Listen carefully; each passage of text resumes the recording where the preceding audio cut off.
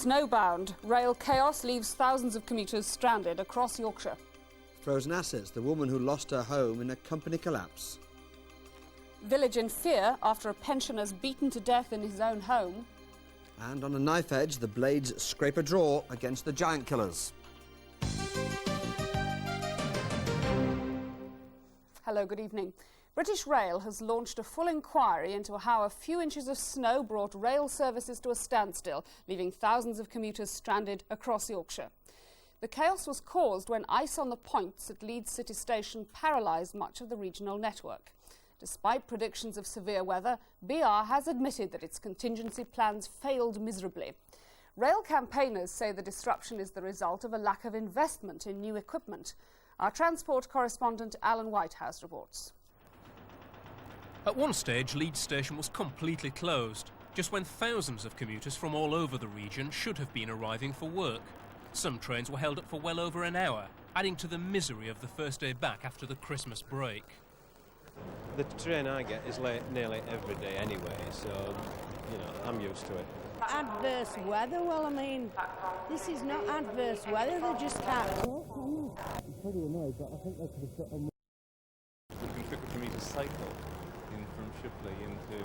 And it's not freezing. I mean, it isn't. You can see it. Things are melting, and the points are frozen. Swedish Railways run all winter long. Canadian Railways run all winter long. It's not even below freezing. It's astounding. BR issued an apology and announced a formal inquiry. It'll focus on how a set of complex junctions just outside Leeds were allowed to freeze up, despite a clear warning from the weathermen. The junctions controlled trains on 8 main commuter routes from Skipton to Sheffield. There are weather-related problems, mostly to do with points. We did, in fact, have men out on the ground throughout the night, so we don't know why the problems have occurred. The internal inquiry will establish that reason. But today's chaos throws doubt on BR's emergency weather plan. Drawn up just a year ago, it contains special timetables and details procedures for keeping the trains running in all conditions. The official passenger watchdog says BR's missed an opportunity by getting it wrong. In bad weather, the railways have an excellent opportunity to do a good job. Things easily go wrong on the roads. I mean, one accident can cause chaos, and given proper organisation, particularly at the start of the day, the railways have an excellent opportunity, and this is something which is not to be missed. And the Shadow Transport Secretary says BR should now scrap its plans to make 500 railwaymen redundant across the region to save money. All through the railway system we find it's breaking down. It's breaking down because we have inadequate manpower. British Rail is maintained with the least amount of personnel than any railway system in Europe, so we don't maintain the track properly. We don't provide sufficient leeway to deal with emergencies when they happen this way, and that's why we're getting a worse railway system.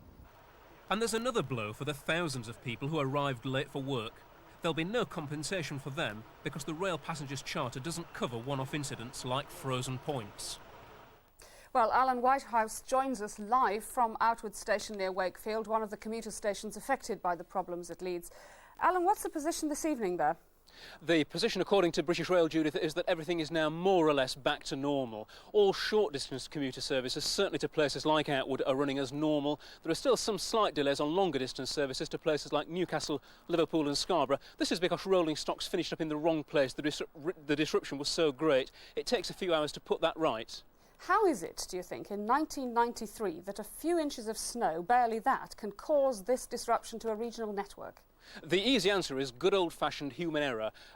British Rail seem quite confident that their inquiry will find that it was simply a breakdown in communications. They have a system of bad weather alerts for preparing the system for snowfall and severe cold and that kind of thing. For some reason, it didn't happen this time, and I think the main thrust of the inquiry they've launched today will be to examine why the word didn't reach its way down the chain of command to set this in motion. First leaves, then snow, now snow again. Will privatisation help these kind of problems? Well, it's a tempting gut reaction to say that if British Rail can't get it right, let's give the trains to somebody who think they can. Sadly, I think that probably wouldn't be the case. I think, given that we're dealing with a likely case of human error, it's just as likely that if you're working for a private company, you'd make the same mistake as if you were working for British Rail. Alan Outwood, thanks for joining us. Well, Night Talk on your BBC local radio station just after this programme will be discussing the problems faced by British Rail. You can take part by ringing Leeds, that's 0532 443222, 0532 443222, and the lines are open now.